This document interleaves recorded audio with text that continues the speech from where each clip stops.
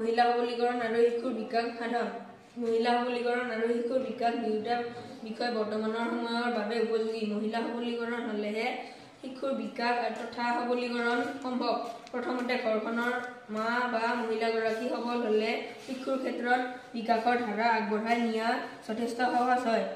মহিলা সবলীকৰণৰ প্ৰধান সমস্যা ক'ব গ'লে ঘৰখনৰ আৰ্থিক অৱস্থা সচ্ছল তথা উন্নত নহয়।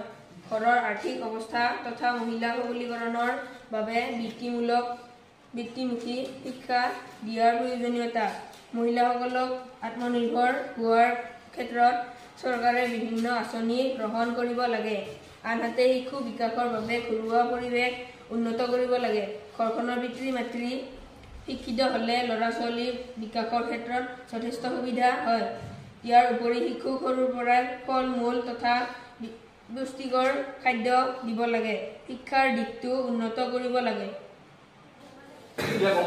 নিশ্চয় যে মহিলা সবলীকৰণৰ লগত কি লাগে, আমাক আগতে ঘৰখন সবলীকৰণ হ'ব লাগিব। শিক্ষা দিশৰ পৰাই হওক বা যিকোনো দিশৰ পৰাই আমি সবলীকৰণ হ'ব লাগিব।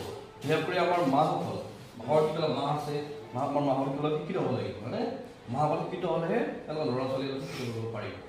আগতে ঘৰখনৰ আৰ্থিক অৱস্থা মাহঁত বা ঘৰৰ পৰিয়াল ফেমিলি মেম্বাৰ হয় নহয় বা দেউতা মাবিলাক আমি শিক্ষিত হ'ব লাগিব। মানে শিক্ষিত হ'লেহে আমাৰ ল'ৰা-ছোৱালীখনক গম পাব ভালদৰে শিক্ষা দিব পাৰিব। আৰু তাৰ লগতে শিশুৰ বিকাশৰ কাৰণে কি দৰকাৰ হৈ যায়, পুষ্টিকৰ খাদ্য হওক হয় নহয় বা প্ৰটিনযুক্ত খাদ্য, ফল-মূল এইবিলাক আমাৰ দৰকাৰ হৈ যায়।